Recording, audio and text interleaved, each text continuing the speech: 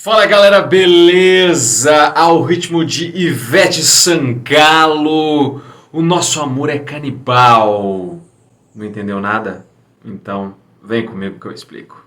O seu amor é canibal, comeu meu coração, mas agora eu sou feliz. O seu amor é canibal. Muito bem. O que a Ivete Sangalo tem a ver com o nosso vídeo de hoje? Porque faz relação com o quê? Com este livro que eu tenho aqui em minhas mãos, Handstaden, Duas Viagens ao Brasil. Livro escrito por Handstaden, que fez duas viagens ao Brasil. E quando ele fez essa viagem em 1549 e a segunda em 1550. Vamos falar sobre isso. Falando do livro, olha só, este livro aqui, gente, talvez seja o segundo livro ou o segundo relato mais importante que foi feito na nossa história, isso dentro de uma ordem cronológica. O primeiro seria o relato de Pero Vaz de Caminha, a carta que ele escreveu para o rei de Portugal quando aqui chegou na nau do Cabral. Burguês herói, navegante é o Cabral, para tudo é terra à vista, o bonde segue sua nau, o bonde segue sua nau. Quem foi Handstaden? Bom, se você não fugiu da escola, você vai se lembrar quem foi Handstaden. Se você fugiu da escola, eu vou te explicar quem foi Handstaden. Handstaden foi um alemão aventureiro, tipo mercenário, meio aventureiro. Ele tinha lá seus 20 e poucos anos, morava numa cidadezinha lá da Alemanha. E aí ele falou assim, vou fazer um mochilão pela América, cara. E aí, como é que ele ia conhecer o Novo Mundo? Bom, quem dominava ali o Novo Mundo naquela época, 1500, eram dois países, a Espanha e Portugal. Então primeiro ele foi para Portugal, chegou lá em Lisboa e aí ele conseguiu entrar em um navio, em uma nau, em uma caravela, e de lá ele foi para o Nordeste brasileiro. Foi uma experiência até que rápida, passou ali alguns meses. Ele teve essa experiência de combate contra os índios, se eu não me engano, em Pernambuco, e aí de lá ele voltou para Portugal. E aí ele foi para a Espanha. E lá na Espanha ele conseguiu uma vaga em também uma caravela, em um barco, em um navio espanhol que estava partindo em direção ao Prata. Quando o navio estava passando ali pelo território de Santa Catarina, ele naufragou. Aí foi uma desgraça, os caras tiveram que sobreviver ali nadando, foram até a terra firme. Chegando na terra firme, ele fez amizade com alguns índios e com alguns portugueses. Esses portugueses levaram os sobreviventes desse navio espanhol para São Vicente, Ilha de São Vicente, litoral sul de São Paulo. Que merda, hein? Sabia não?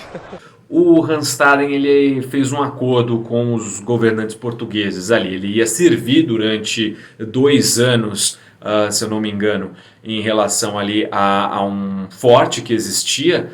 Então ele foi mandado para o pior lugar que ele poderia ter sido mandado no litoral brasileiro, no litoral de São Paulo naquele momento, que era Bertioga. Já avisei que vai dar merda isso. O Handstaden foi atacado por uma tribo indígena Tupinambá ali nesse forte de Bertioga. Ele tentou fugir, foi para o meio da selva, mas cara, como é que você vai querer competir com os índios no meio da selva?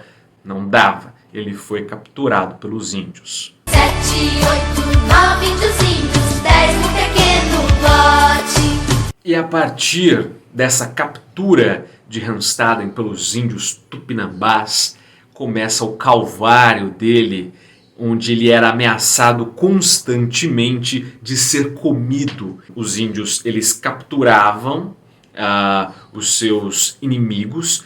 Essa pessoa, esse preso, ele era comido. Só que o Handstaden, ele era esperto. Ele percebeu a inocência dos índios. Ele se aproveitou dessa inocência dos índios para poder não ser comido. Ainda bem. Então toda vez que alguém chegava para ele e falava, olha, a gente vai te comer, a gente vai te comer. Isso é uma bichona!